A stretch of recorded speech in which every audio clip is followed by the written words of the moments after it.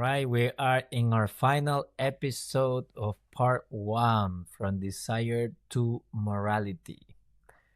Now, before we jump into today's topic, let's briefly recap where we left off. The scientific method works well in the natural world because we can test, measure, and reproduce results with certainty, right?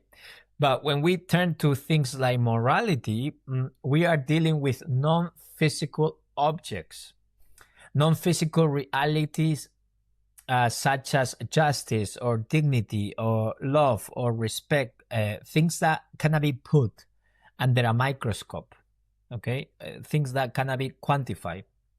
Now, we were saying also that the big issue with scientism is that, number one, it ignores the very thing we need to understand or to study, which is how human beings perceive or experience their moral lives, you know? And so if we have to get rid of how we see things, then there's nothing to study, you know?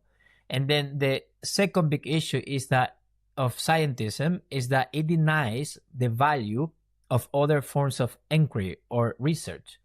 And we were talking about the reasoning of a judge or the historical method. Just because they are scientific in nature, that doesn't necessarily imply that they are false or that they cannot produce reliable knowledge. Now, with that in mind, that brings us to the next challenge. So if morality deals with non-physical objects, such as value claims, ways of living, judgments about justice or love or what is good, how then can we talk about moral objectivity when people cannot even agree on what is good or just? That's the big issue here. That is exactly what we are going to tackle in this episode. Let's go. Welcome to the Philosophy in Real Life podcast, where we strive to live meaningful lives by pursuing truth and unmasking the lies in our culture. I'm your host, Carlos Santos, a philosophy PhD from Spain. Welcome to Season 2, The Ethics of Desire. Okay, so the big idea that I want to present today, and let's see if I can do a good job, is that moral values are not physical, but they are still real and objective. That's to say a lot, of course. Now, when we started this discussion, we said that our second-order desires, or our metabiological desires, are desires shaped by strong evaluations. This means we do not just act on impulses, but we actually judge some desires as better or more worthy than others. This is really important. Now, we're going to take a next step here. We're going to approach these desires, or these second-order desires, and we're going to refer to them as goods, okay? Goods or second-order desires or values. We will explore how our emotions are not just subjective feelings, but actually a kind of perception that gives us access to these non-physical objects or non-physical realities, or the good. And these emotions, acting as a kind of perception, helps us see the objective status of these objects. And this is how we'll begin to understand, I would say, moral objectivity. Not in spite of our emotions, but actually through our emotions. Okay? So this is kind of like the itinerary that we're going to follow here. Let's start with this key idea. Emotions as portals or windows to the reality of moral values as a kind of perception. Now, think about it. Have you ever felt afraid of something, even before you could explain exactly why? Or maybe felt a sense of guilt over something you did, even though no one pointed it out to you? Think about that moment. Think about that experience. So when you feel fear or guilt or whatever emotion, when you feel fear, it's because you see or sense something as dangerous or frightening. When you feel guilt, it's because you see an action, maybe your own action, as wrong or immoral. In other words, Your emotions are not just random feelings bubbling up inside you, and that's that. No, they are always directed at something, some feature or quality in the world that seems to call for that emotional response. And this is what philosopher Charles Taylor points out when he says every emotion involves an object. Maybe this object is not a physical object necessarily, but something the emotion is about. So your emotion is connected to how you perceive and interpret the world around you. But there is more. Sometimes we feel something is important or significant, but often we struggle to say why that is important or significant. Now, that meaning feels real to us when we experience that, but it's still fuzzy. We don't know what that feeling is about, but we know there's something worthy of exploration in that situation that evoked, that feeling in you. And only when we find the right words, when we finally articulate that feeling, does that meaning become clearer. And I'm relying heavily on Charles Taylor's work because this is one of the topics of my PhD thesis. And this movement of this sensation, almost somatic feeling, this emotion in your body, that there is something important worth exploring, but you cannot say exactly why. This is the movement that Charles Taylor describes as going from experiential meaning to linguistic meaning. I repeat, Taylor describes this as the movement from experiential meaning, the felt lived meaning of an experience, to linguistic meaning, where we put those feelings into words and make sense of them explicitly. So the meaning isn't created by language. So we're not being postmodern, Derridian, that, it's just everything is just language. No. Not everything is a map. No. There is territory. We're stepping on real ground, okay? So we didn't make up this ground out of nowhere. No. There is a ground, not just maps, so to speak. There is language, but language is directed at something, at describing something that is independent of us. That's the idea. Now, the meaning isn't created by language. It was already there in the emotion. In a way, it was kind of like implicit or codified, so to speak. So in a way, and this is key, attention here, in a way, our emotions are a kind of perception. They help us grasp aspects of reality, and through language, we give form to that perception, making the implicit meaning explicit. And that is why, for Taylor, understanding our emotional life is key to understanding how we experience meaning in the world. And Taylor emphasizes that when we describe the properties of the objects of our emotions, basically when we, for example, describe the characteristics of justice or love or fairness, we cannot simply dismiss these characteristics or descriptions of those objects as purely subjective. Because when we respond emotionally to something, it is not just a feeling floating in us, again, but rather it is connected to how we see the object or the situation in front of us. Now, some examples of how we move from experiential meaning to linguistic meaning. Imagine you step into an elevator, okay? And suddenly you feel afraid. You know rationally that elevators, generally speaking, are safe and accidents are extremely rare. And yet the fear persists in your body. You feel afraid. Now, let's pause. What's happening here? It is not that the emotion of fear itself is wrong, because fear is a natural response to danger. But in this case, the fear is, in a way, misreading the situation. Okay, so the fear is misreading the situation. The elevator is not actually dangerous, but your emotional response attributes danger where it does not exist. And that's why we might call this fear irrational. Not because feeling fear is bad, but because the qualities you perceive in the situation, such as danger or threat, do not actually match the reality.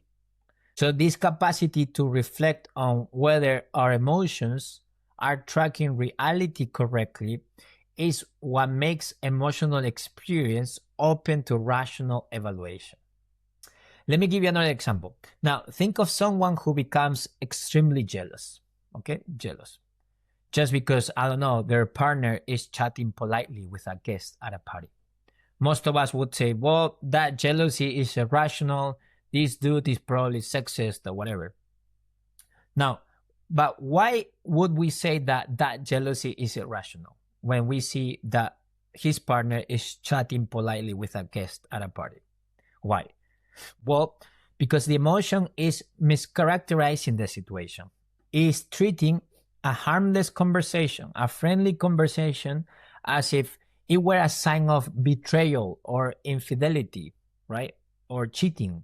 But what if that person, now let me give you a different situation similar to this, but what if that person, the very same person, the girlfriend of this guy, what if that person is actually caught in this infidelity, cheating her partner?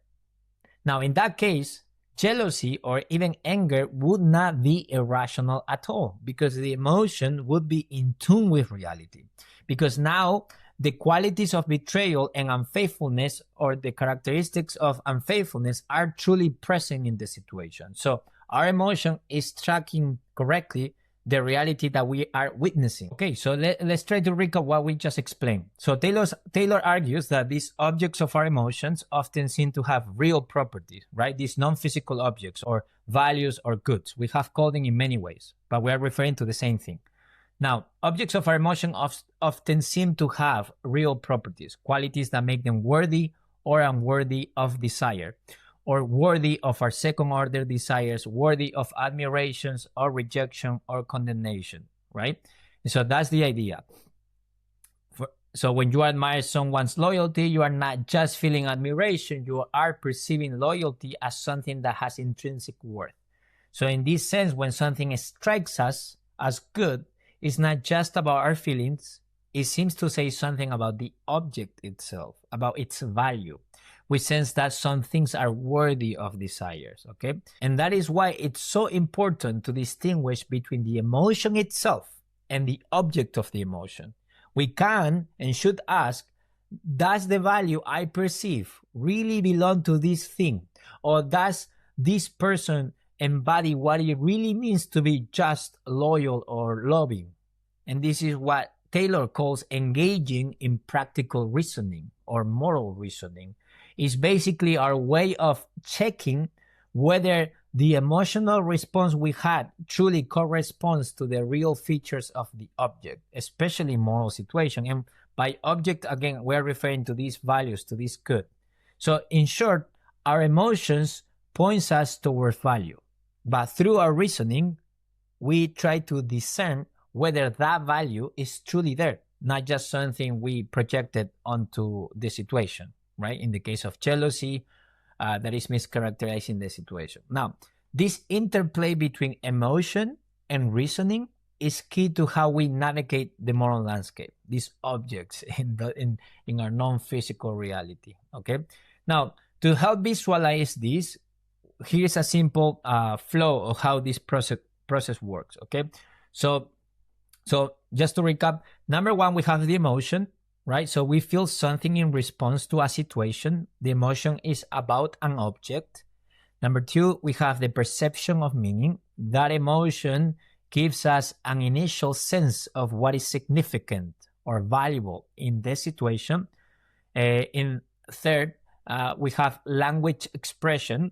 We put that felt meaning into words, trying to describe what we experienced. Number four, we reflect on the correctness of our description. So basically, we step back and ask, okay, did I interpret this correctly? Or are the words I used truly capturing what is there?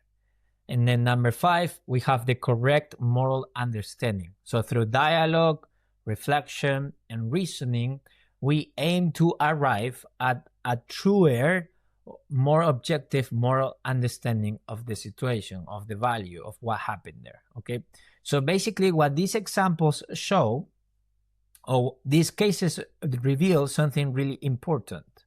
Okay, so our emotions are not just random feelings inside us, they are perceptions of value. But like any perception, and this is key, they can be accurate or distorted.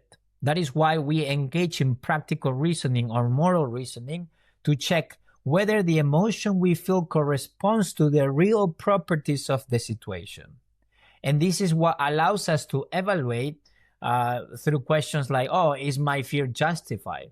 Or is my jealousy appropriate? Or am I perceiving the situation correctly? And now, some people, of course, might push back and say that a lot of people just do the complete opposite by claiming that what they are doing is good, right? So let's say something about that, because this is really, really interesting. Now, let me put it into an interrogative form. So we could ask, what happens when someone violates that value and seems not to care? Okay. Now, I'm going to give you an example with human life. For example, in our human experience, across culture and time, most human beings have found almost a universal moral intuition to respect human life, not killing people, basically, just because. Okay? And if you pay attention to the people who actually kill other people, they almost never say, oh, it doesn't matter. Or, I don't know, human life has no worth. No. Instead, they offer a justification. So basically, they claim that the situation was an exception. For example, they say, oh, we killed them because they were the enemy of the nation, or they were terrorists, or we were attacked first, or they abused children, and so that's why we need to kill them. So there's this kind of a special pleading.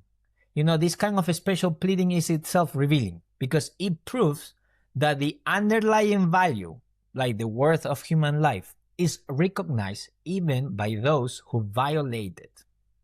Because these people who violate this principle, they feel the need to explain, to excuse themselves, because deep down, we all know that certain actions are wrong unless there is some extraordinary justification for the suspension of that moral intuition.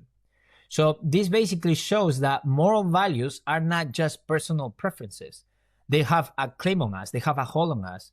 They claim our recognition, even when we try to override them or ignore them or suspend the rule. But we feel this intrinsic need of excusing ourselves, of rationalizing why we are not abiding by this almost universal moral principle of not killing other human beings. I just want to say that about that issue, because some people do resort to these type of arguments to deny moral objectivity, like, oh, but some people do the complete opposite or disobey that. So what? Well, you can disobey that, but that doesn't necessarily mean that you are in the right, or that disobeying it makes it right. What you are doing, you know, it just proves that you are not living up to the standard of the moral law. Okay, so let's call a focus to our main question. Now, we could ask, are moral values, are the goods, are these things that we see moral worth in just our feelings, or are these things really objective things that we're describing?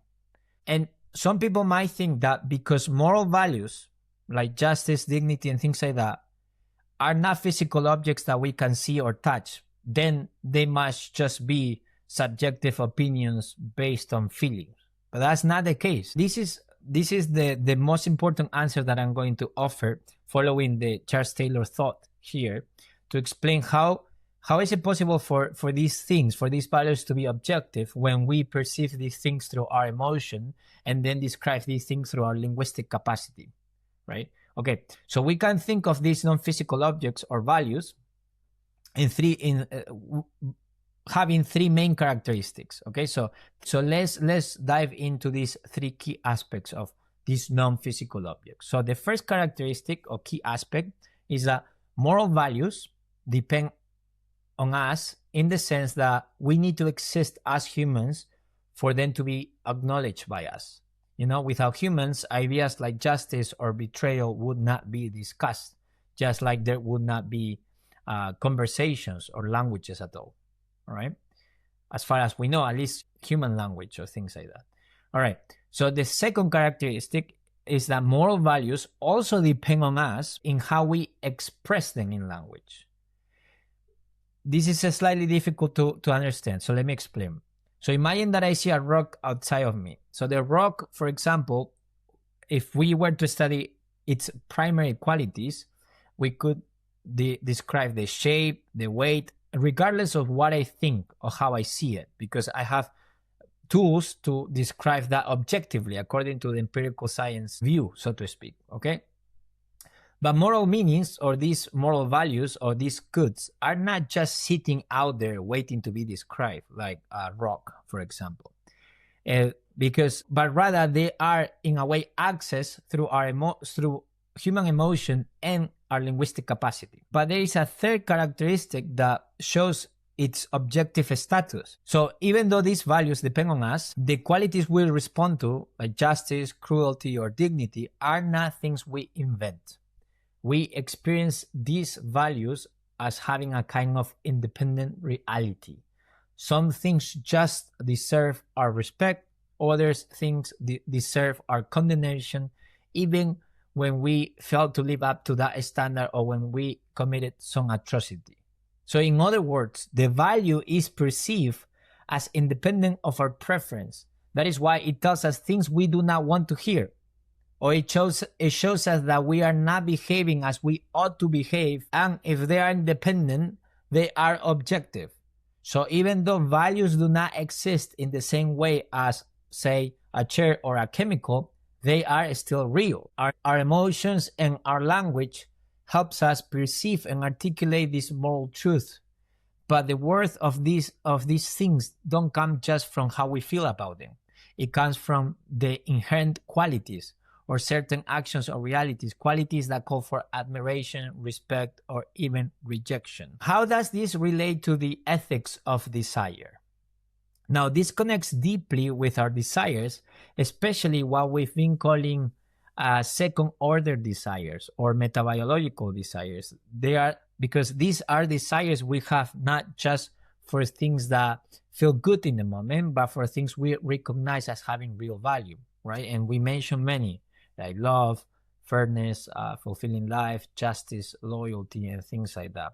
So when we desire these things, it's not just because we've been conditioned to like them, for example, but rather our desires are shaped by our experience of the world, where we discover that certain realities have a worth that is independent of us. And we express these experiences using moral language. And that's how we come to name these values. Okay, so in the big picture, if we were to put all of these ideas in the big picture, we would say something like desire becomes a way of perceiving these non-physical realities. And these realities like justice or love guide us, giving our lives direction and meaning. So they basically help us reflect on who we want to be and what kind of life is truly worth living. That's why desire isn't just about craving or following our biological impulses, but rather when these desires are correctly understood, right? They are gateways to deep meaning and to deep morality, right? When ordered properly, desire is a window into real objective goods that make human life flourish. And this second part about living a meaningful life is what we'll explore in the part 2 of this season. So far, just for you to understand what's coming, with this we finished part 1, which was from desire to morality. This was an attempt from me to try to explain how through our desires we actually discover morality, objective values that we didn't invent and that we perceive and that they demand our admiration and respect. So that's part 1, right? So these 10 episodes, because in the next one, Santi, Tristan, and I will discuss these difficult ideas from this episode. Part 2 of season 2 will be devoted to focusing or exploring how we go from morality to meaning, to living a meaningful life. And we'll explore how that happens in the following episodes.